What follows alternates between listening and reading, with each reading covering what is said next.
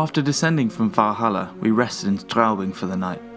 The next day took us all the way to Hofkirchen, which, we decided, was as good a place as any to find out if our second-hand buoyancy aids actually worked, despite having disturbingly large holes in them.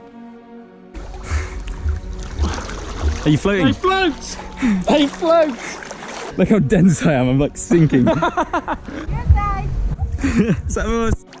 Cheers! Bloody hell, this is brilliant. It's a grand idea to get run over, like. Oh, it means we wouldn't have to f***ing kayak all the way to the bottom of the river, mate.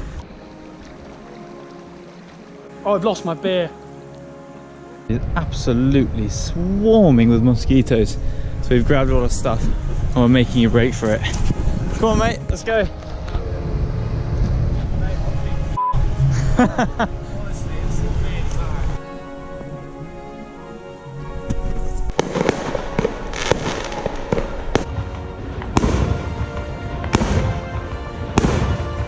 Those Germans, up to no good as usual.